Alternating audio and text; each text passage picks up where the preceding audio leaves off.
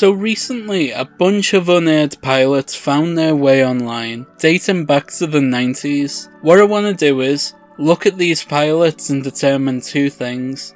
1. Did it have potential? And 2. How different would popular culture be if this pilot was picked up for series? In this video, we're watching and talking about Rex Is Not Your Lawyer, starring David Tennant in his first post-Doctor Who role. It was filmed in 2009, the year Tennant stopped playing the Doctor. Well, the first time. This pilot has never been seen before, and found its way online only a week ago.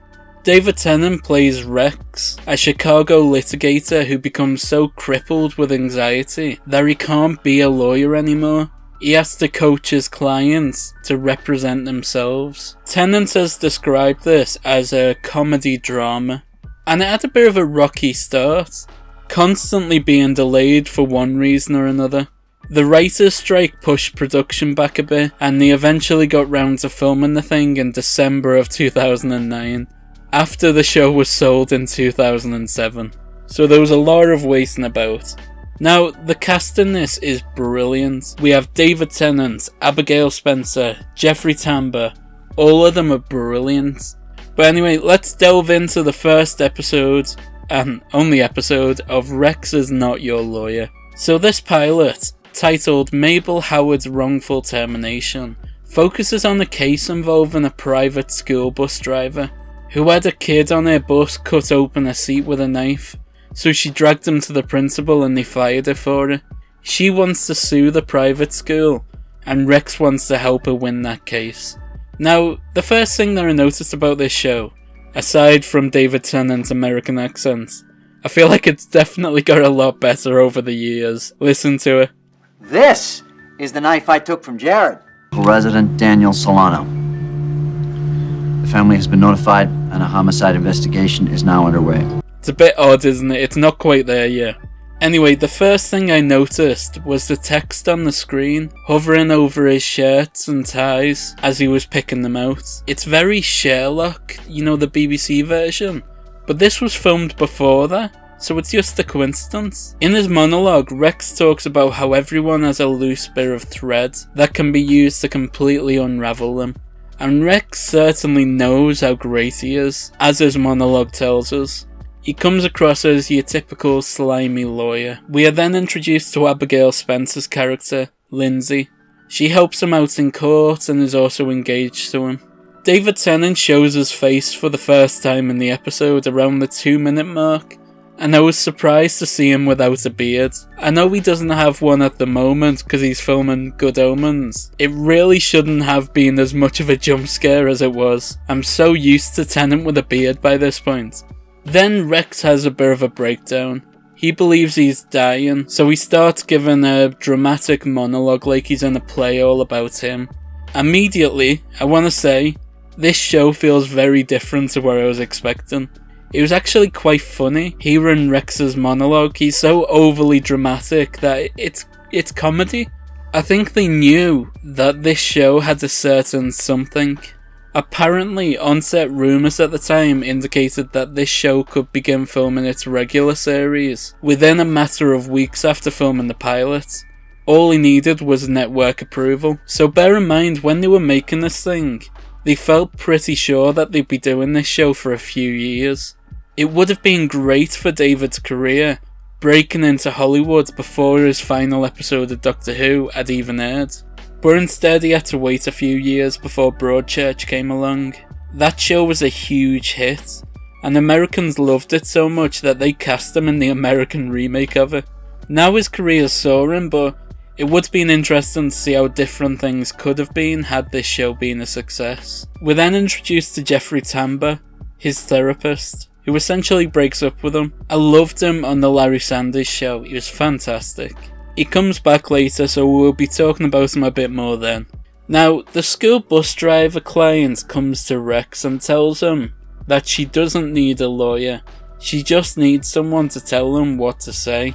Which is perfect because he's got really bad anxiety and can't perform in court. We're then shown David Tennant and his friends playing golf off the side of a building. which you genuinely couldn't pay me to do. That's terrifying.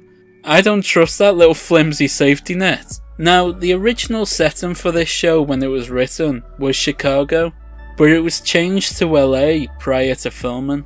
I'm not sure why, because he never really utilised it as a filming location.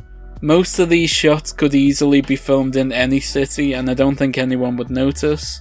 In the lobby of the courthouse, Rex bumps into his ex-fiancée, Lindsay, played by Abigail Spencer. Oh yeah, she broke up with him after he had his breakdown in court. David Tennant's voice breaks, making him sound like the Doctor again. Yes, I'm actually pretending that. He does, doesn't he? Sounds exactly like the Doctor. He does this later on too, when he says well. Well, Bruce and the United States Senator. Well. That's so Doctor of him.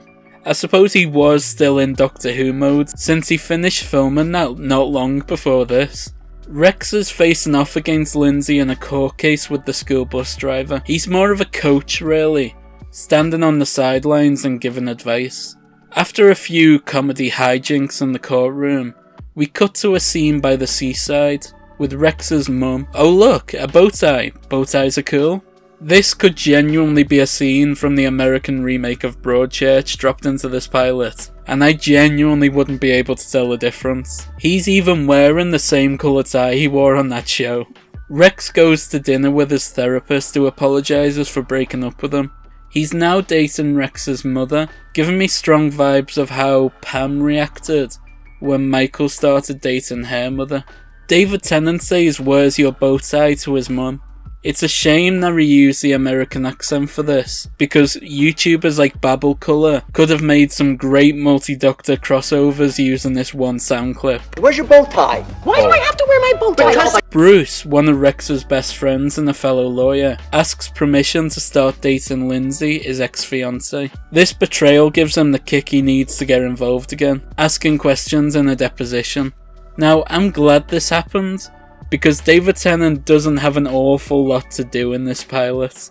For the most part, he spends his time sat silently in a courtroom, miming the words for his client to say. I understand that this is what American shows are like. Their pilots have to set up the groundwork for a lot more episodes to follow, so the attention can't all be on one character. But still, David Tennant is brilliant, so it's always a joy to see him given meatier roles. Abigail Spencer also gets an opportunity to have a nice moment, which is good, because she's a wonderful actor too. If you haven't seen her in Timeless, then you really need to. That's basically an American Doctor Who. I've just realised, this pilot was shot around the same time that she filmed her first appearance on Mad Men. She's great in there as well. She has an affair with Don Draper. Rex does a big performance to his client about how he often fake cries in court, but the client takes this and uses it to make a big speech about pretending, breaking apart a walking stick and being honest with the jury. She points out how Rex brought in a bunch of people to pretend to be a family, and this works, which is weird because the lesson of the pilot is kind of don't listen to Rex because he gives terrible advice. A bit off for a pilot episode to set up how you can win, so long as you don't listen to the main character. He does have a nice moment in the end though. Bruce is talking about how he's gonna appeal a case, to which Tennant puts an end to it by doing some lawyer stuff, because Rex brings up how Bruce's client constantly fires their employees shortly before they're due to get their pension. Oh yeah, I didn't mention that bit. During the closing argument, the client brought up how the reason why they was fired from the job was because she was turning 50. Which, once again, reminded me of The Office, when Michael learned what ageism was. We had a nice moment between Rex and Lindsay, which hinted at there being a possible future for them. But it's a future that we'll never see, because the network decided not to pick this show up for a full series. And I suppose the rest is history. Now, I genuinely see some potential in this pilot. I could see how they could do more episodes. Each week we have a different guest star taking on the role of lawyer, with Rex coaching. This would have given some really meaty roles to anyone who wants the guest spot. Usually on crime shows, if they get a recognisable face, they always have to play the killer, because that is the most interesting role. It gets really predictable after a while. If you're watching any crime show and there's a witness played by a famous actor, that witness is the killer.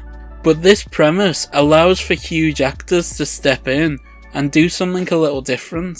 You could easily see Patrick Stewart or, say, Jason Bateman step into the court and steal the show with all these great monologues that being a lawyer allows you to do. It's a shame that that's a future we'll never see happen. Now, where do I put this pilot on our ranking of unaired pilots? Well, I loved it. I think it was one of the easiest ones to watch out of all the ones I've talked about so far, but that's mostly because it was carried by the brilliant David Tennant.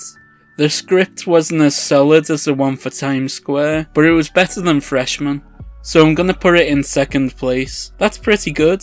Believe me, this pilot certainly wasn't anything special, but it did have potential. I suppose its ranking shows you how bad these other unaired pilots are, but you know. Right, subscribe, we're gonna hit 3k very soon, so help us out with that. Right, I'll let you go. Bye.